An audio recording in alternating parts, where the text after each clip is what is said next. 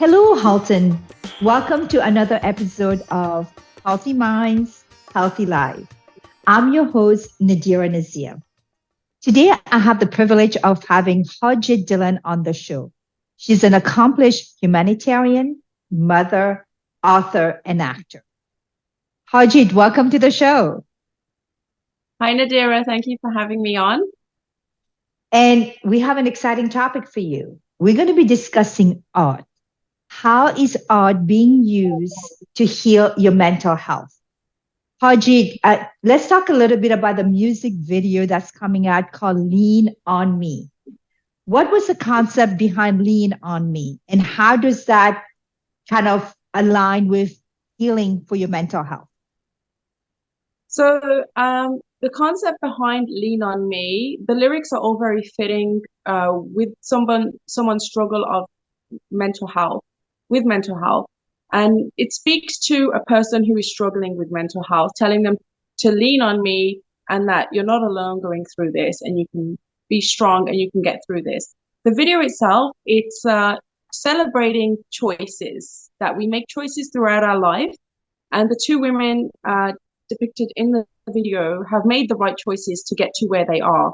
And there's the use of dance and music in the video. And that's how art is helping them to heal through their mental health.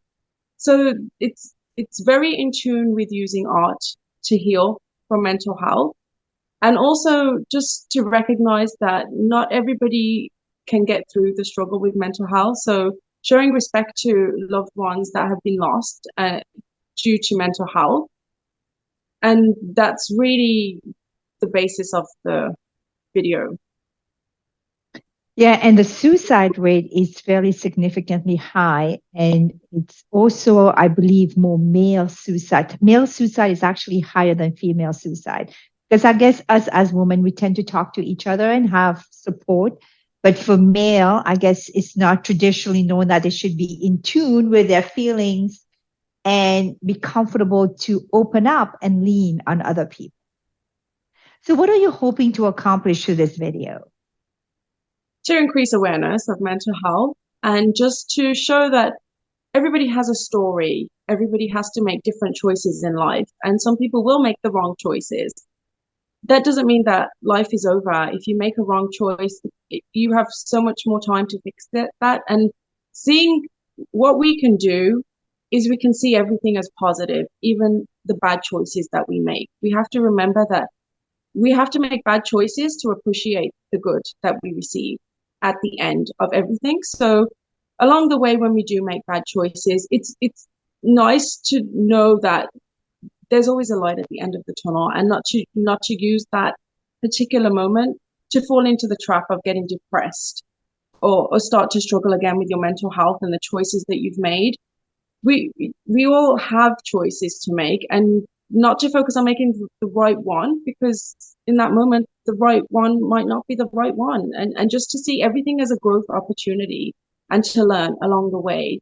And what we have within our control is to see everything as positive. So if we do look at every choice that we have to make as a growing opportunity to learn, good or bad, it's going to help us with our mental health. But being positive also at the same time doesn't guarantee that you'll be happy.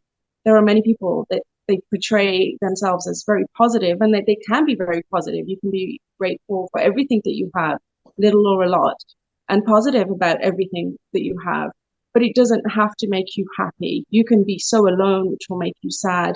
You can just feel sad, because depression is real. Absolutely. So without giving too much, and I know the video is coming out sometimes in the next couple of months, and we'll give out a link as to where people can see the video when it gets released. So without giving out too much of it, what is the storyline of that video? Well, the storyline is that the two women in the video, they've both gone through life. They both have made choices along the way. And their choices are not shown in the video. They're just shown at the end of having made those choices. And they're at a place in their life now where they can be strong for other people to lean on them. And I know you're a huge advocate for mental health. You yourself has gone through a lot. So whatever you feel comfortable sharing with our audience here, tell us a little bit about your struggle with mental health and how you've recovered, or at least it's a work in progress. I don't think anybody ever recover from mental health. I truly believe it's a work in progress. It's a daily step about how you're taking life because life happens. So tell us a little bit about your story. So I have struggled with mental health for a long time, and I didn't even know it. Probably since I was a teenager. I was surrounded by my siblings and my parents, and I come from a large family. But I felt so alone. I always wanted to be outside of the house. I felt better when I was with my friends, and it's not anything that was being done in the house with my family.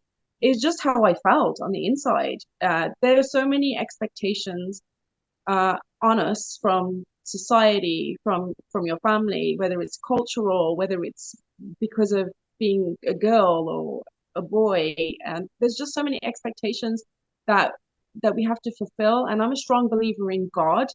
So I was raised to believe in God, and it is always striving to be better and live a godly life, not wanting to be God, but just to protect him and make choices according to what's morally correct by God in what I believe. So the stress of that is it affected my mental health. And what really broke me down was that I had gotten married, and I continued to see the positive in the relationship, even though it wasn't very positive. And even when I look back, I still try to focus on the positive of that relationship and the growth that I've come from it.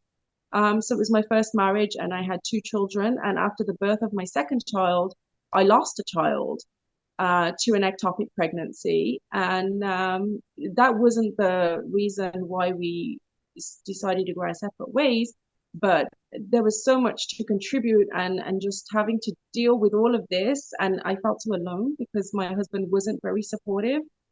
And it just became a fight between the children, like who's going to keep the children. And I couldn't, I, I feel like people should be empowered to make decisions, and that's just my parenting style, is to empower my children to make their own decisions. Mm-hmm. They were too little to make their own decisions at that time.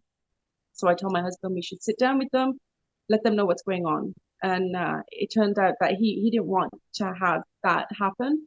And slowly I feel like he alienated me from my children. And I've been estranged from my children now for many years. I don't want to focus on the estrangement though, because I do want to um, recognize it as a break that I was forced to take from my children, and not an estrangement, because I do believe and hope that there will be a reunion with my children. So I'm still struggling with my mental health, and there are triggers. Somebody can tell me to calm down, and that will set me on fire.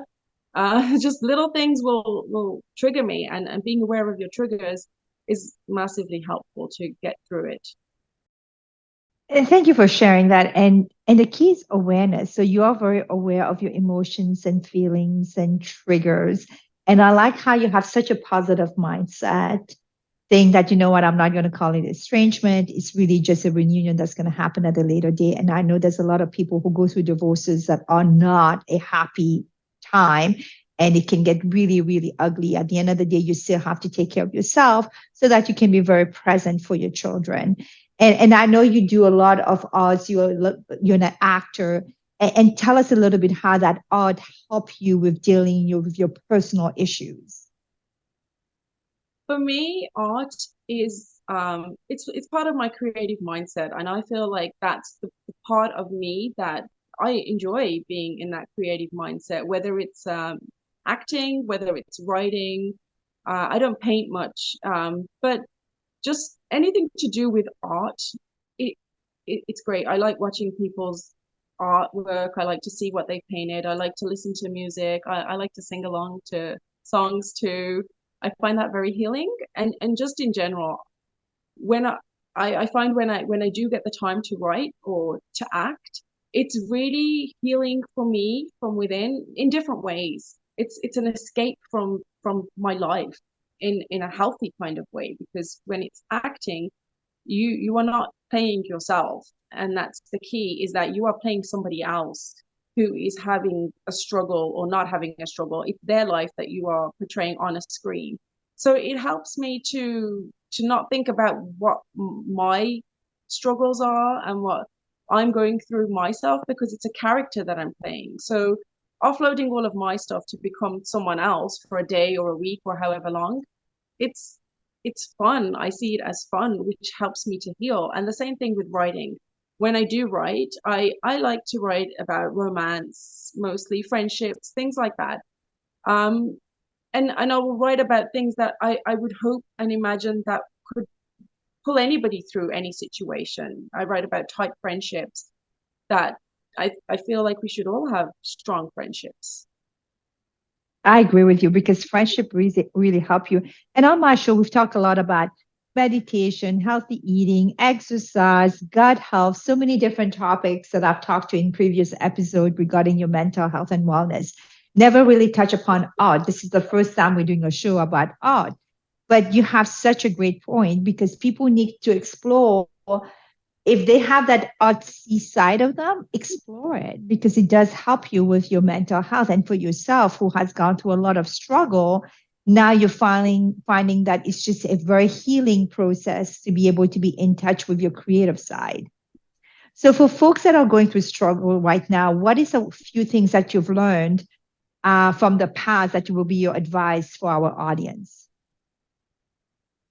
When it comes to using art to heal, you don't have to be an artist. You don't have to be creative. It's very therapeutic if you just get a canvas and you just throw paint at it and you can look at it after, and you will be surprised, but your art will tell a story.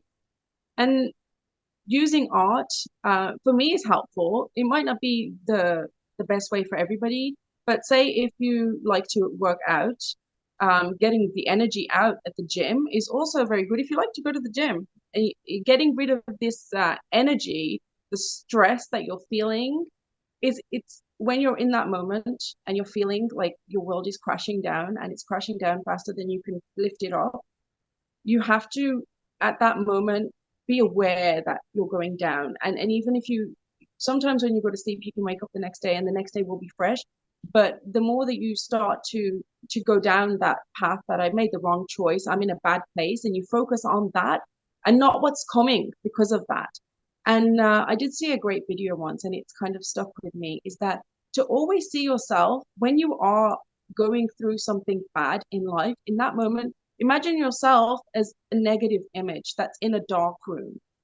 Because a negative image in a dark room is going to become a colorful picture. And if you, in that moment, can think, I'm just in a dark room right now, and it takes, a couple of hours to get in, maybe a day, I don't know how long, but it takes a certain amount of time for a negative to become a picture going through the darkroom process. So if you can think of it, or even if you're in a tunnel, just think of it like I'm in a tunnel, and it has to it has to end. It's not going to be this way forever. And you have to focus on the light and not focus on the feeling of where you are, and see it as positive, and don't focus on the financial stresses. Don't focus on the fact that you don't have food on the table, even though these are serious issues. At that moment, it's not forever. And if you focus on it being forever, it will be like that forever. So the goal is to focus on what it could be, and knowing that you had happiness at one point. So what's to stop you from getting it back? And that's the key to our viewers out there. What you focus on grows. You want to focus on the negative will grow. You focus on the positive will grow. So it's all about mindset. So you decide what you want to focus on. Right? Yes. And I meant to ask you, what is the role that you play for the Lean On Me video? The role that I play is I'm the singer. I don't actually sing the song, but I lip sync along. So I look like the singer. So I look like the one that is the strength that you can lean on me if you are struggling with mental health, and that you're not alone. And the other character she shows how she uses arts to heal. by using her dance. And I know you've worn many different hats throughout the years and has gone through a lot of life experiences and challenges, but I really like who you become at the end of that experience. You're still very positive. You're still trying to keep moving forward, even though there's so many things that's not going your way, and such a good mindset to have. You've created a whole new life for yourself. So that's such an inspiration. And you keep on moving, even though there are many different things that's not going your way. A lot of folks are struggling out there. I think the statistic is 1 out of 3 people suffer from mental health. What is your top 3 advice to folks that are struggling out there? My first thing would be to have a belief system in place. So you need to have a foundation, a solid foundation. For me, it's God. I believe in God. And that is my power, my strength. Some people don't believe in God. The universe, if that carries you through, use the universe. If it's your family, if it's your friends, whatever is your belief system, you have to really push into that to get through any struggles you have with mental health. So that's my key point, my number one. And number two is remember you're not alone. No one is ever alone. If you're going through it, the chances are somebody else has gone through it too. There's billions of people in the world. You're not the only one who's going through that at that moment. So you have to reach out to people that you trust and that you know. And if you don't have people that you know and trust, there are helplines. There's lots of support out there, and you have to look for that. And don't try and take it on by yourself. Nobody's strong enough to carry the mental load on their own. And despite what society has us believe, we all need someone to help us. So don't be afraid of reaching out. That's my number two. My number three would be just focus on the positive, not the moment, not the feeling. Focus on what could be because of that feeling, and journal if it helps, and find what works for you. Journaling helps for me. So yeah, the three things are foundation, have a solid foundation. The second one is to not be afraid to reach out. You're not alone. And the third one is to find what works for you, and to use that to your advantage. And Harjeet, I want to kind of talk a little bit about your second point here, that you're not alone.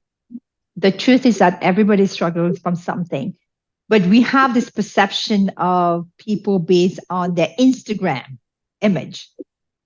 We do not live an Instagram life, period. None of us, 8 billion of us on this world, or 40 million in Canada, we do not live an Instagram life. These are great moments that are being shown, and that's it.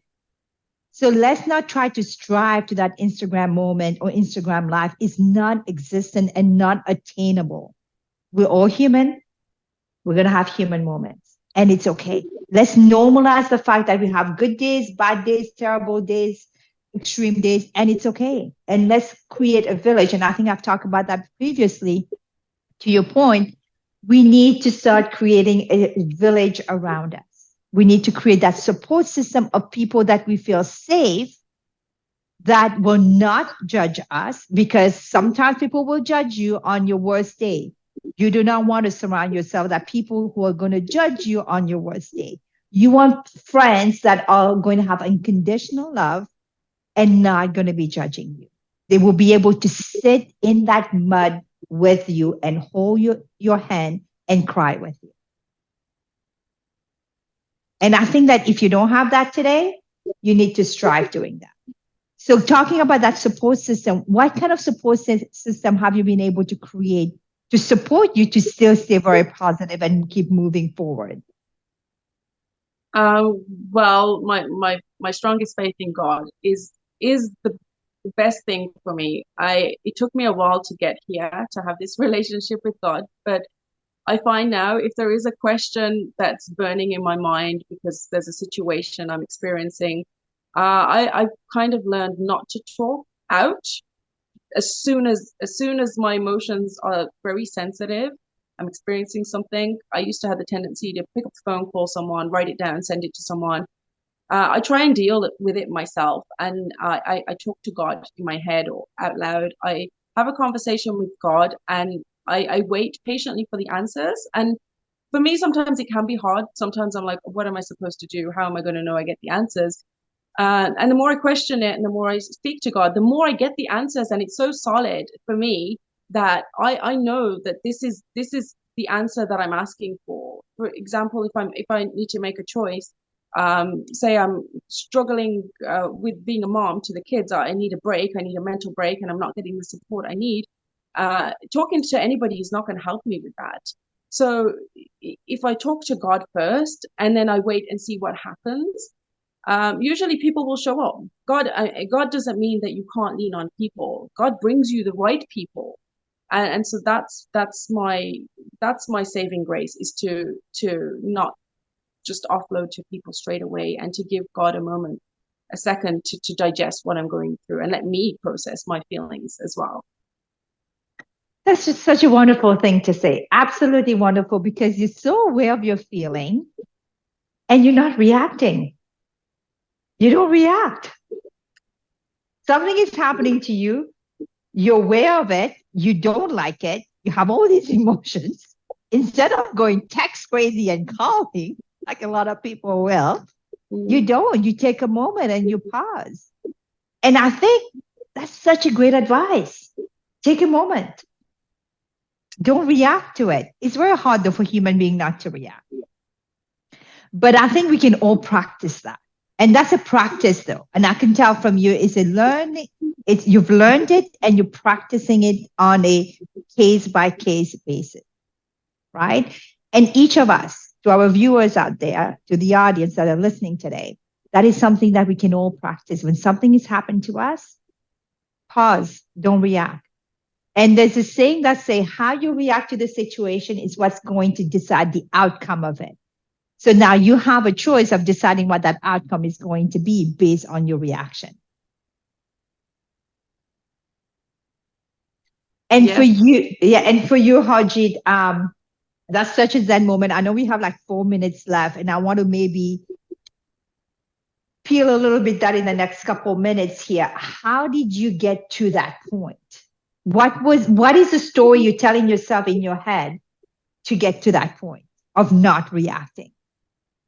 Yeah, because it is hard, and I mean, I'm much older now.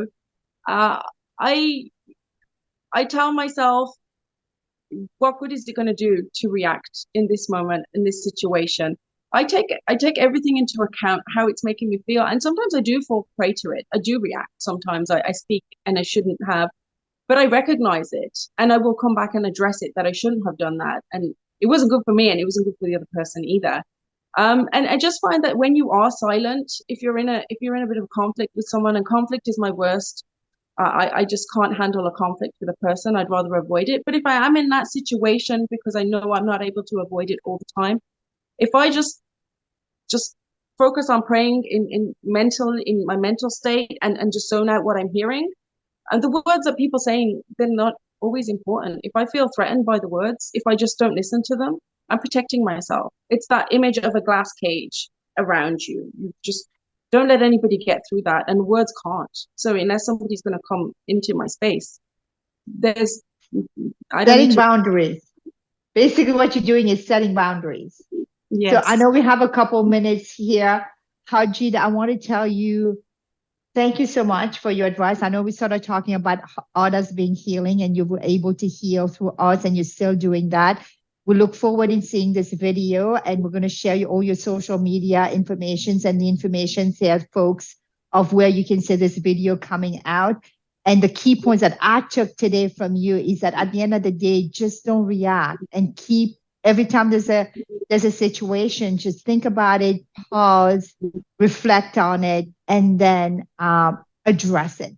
But I like how you say sometimes, you're human, you're going to react to it, you go back and apologize. That's very, very big on you. That's very mature and very big on you. So Harjeet, thanks so much for coming on the show. Really appreciate you. Thank you for having me. And for our audience out there, if you have any ideas of guests or topics you would like me to discuss in regards to mental health and wellness, please reach out and let me know. I'm always looking forward to sharing more information about how we can stay healthy mentally and physically and spiritually. And on that note, I just want to say stay positive and start believing.